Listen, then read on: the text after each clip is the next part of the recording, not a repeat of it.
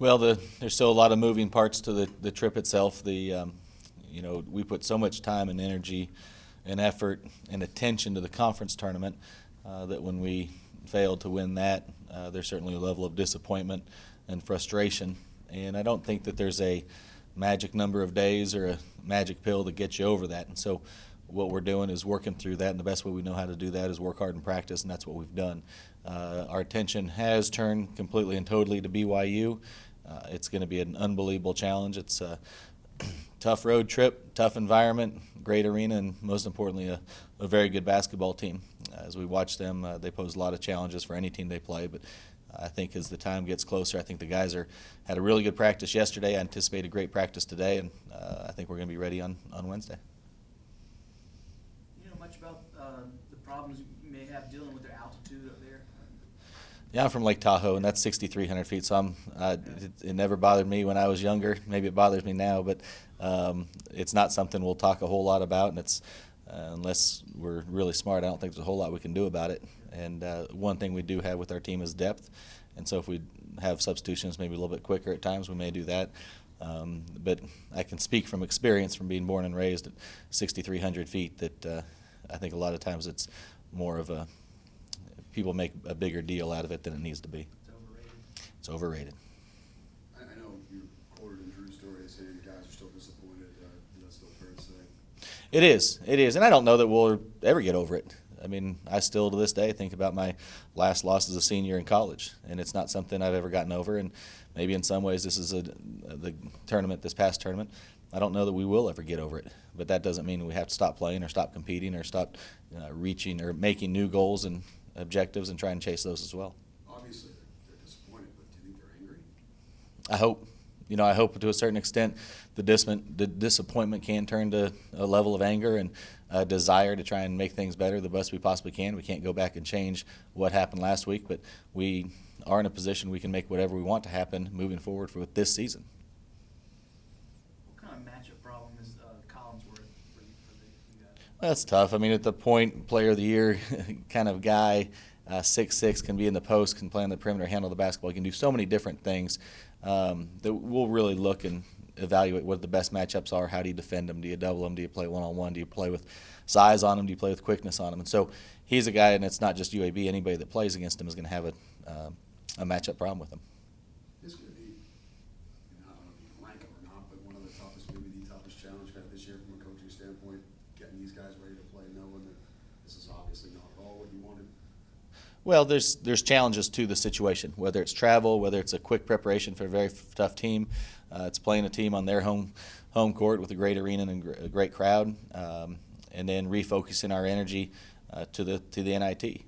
But all of those obstacles are simply that, obstacles. I mean, let's look at the big picture here. We have an opportunity for this team to stay together, enjoy each other's company on the road trip, enjoy playing with each other on the court, and have a chance to try and chase another championship. And that's the way we're looking at this, and we understand it's going to be a heck of a challenge, but we need to embrace the idea that this is a good thing, and we're going to do everything we can to make it a really positive experience. You guys are so kind of tuned into having the Conference USA tournament at home and everything. Could it be a good thing going on the road? Absolutely. I mean, I don't know how things are going to work out. I don't know how our guys are going to respond necessarily in practice today, but I've talked a lot about we have kids that are good kids that are bought into what we're doing. And the message is going to be clear that we're going to go play a great game Wednesday night. In some ways, going on the road does eliminate distractions. You don't have your family and friends close. You don't have distractions that you will have in your hometown. And so we will hopefully be able to use it as a positive. And again, there's a lot of inherent issues and problems and difficulties with this game, but it's still basketball at the end of the day, and it is an opportunity to focus in and really narrow our focus to just playing the best UAB can play. Nick said after the Western Kentucky game, I believe the quote was, "We failed it." We're talking about Robert Brown. Is that something that you maybe want to hear from your players? And is that a sentiment you think other guys might feel too, just because he's the world senior? Yeah, I mean, I don't know if it was a mistake on my part or whatever. We put a lot of emphasis on the conference tournament, and we didn't get it done. And one of the things I love to be able to do is send seniors out the right way and give them an unbelievable experience. And I think we've given him a great experience. I think last year was a great experience for him. I think senior night here, I think there's been a lot of positives. but we wanted to have Robert, but all of us wanted to experience the NCAA tournament again this year, and it didn't happen. But it goes back to the same thing. Yes, we're disappointed. As individuals, we're disappointed for each other. But at some point now, we got to turn the page and get focused. So LSU decided not to play any postseason when they didn't get selected. Would that have ever crossed any of you guys' mind? No. We were the NIT is a big deal. I mean, UAB has never won an NIT, never won a national championship, and this is a national tournament that we have a chance to compete at a very high level against some great teams. And there was never a sentiment or a thought of, oh, well, do we want to play? Heck no. This is an opportunity and a positive thing. I have to ask, with the bracket coming out, being on the same side as Alabama, I know that's a long way off, but is that something you noticed, and have you noticed there's been some chatter about it among fans on social media? Yeah, good thing is I don't spend a whole lot of time on social media, so I don't know what the chatter is or anything like that. I do realize they're in the NIT at some point. If we both keep winning, it's going to happen that you would play, and that would be a positive thing. And we've talked a lot about the idea of Alabama and Auburn and UAB hopefully all trending upwards, that it brings attention to basketball in the state, and anything we can do to raise awareness and get people excited about basketball is a positive thing. So if that happens, that would be fantastic, most importantly, because it meant we'd win a couple games. So if that happens, it happens. But right now, I mean, truthfully, our focus really is on this trip tomorrow. When you were watching the selection show, did you have an idea this is where the seeding we should, or did 7 just come out of the blue? Did you think it was too low, too high? Any idea? I don't know enough about it in terms of the seeding. I think the whole field of the NIT teams is really a tightly bunched field in terms of abilities. And do I think we could get a higher seed? Certainly, but again, I'm not an expert in terms of how they seed teams and how they decide where to send teams, and so I'm not going to waste my time worrying a whole lot about it. We kind of tried to get over it yesterday. We got back to practice and got back to kind of preparing for whoever we were going to face, and knowing now that it's BYU. I think right now everyone's pretty much over it, and I know I am. What's kind of the mindset? What do you feel like you're playing for here? Because I know everyone wanted to go to the NCAA tournament, didn't quite work out, but you still got some more basketball to play. Definitely. NIT is a huge deal, and it's a national tournament, and it's an opportunity to get to play in New York City and Madison Square Garden. So I know all the guys were bummed that we didn't get to make it to the tournament again, but we're going to take this opportunity to continue to play basketball and try to win another tournament. We talked to Nick Norton after the game, and he said, I believe the quote was, "We failed in meeting you. They failed you to not get that win and get to the tournament." When you hear something like that from a teammate, what does that say about the bond you have with these guys? And is it one of those things where is he taking it a little too hard there with a comment like that? I think he is.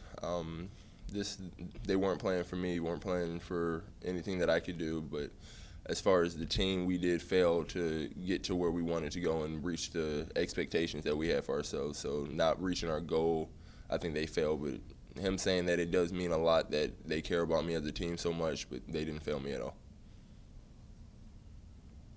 Going in, with the expectations, you guys, it was a shock losing for. Did it help maybe having a few days to almost decompress and get over that shock before returning to practice Sunday to get ready for this? It would have been tough to lose and then just immediately have to get right back focusing on UAB or BYU. Yeah. Sorry. It was good to have a few days, but it's also good sometimes to use that anger and that energy and have a really competitive practice.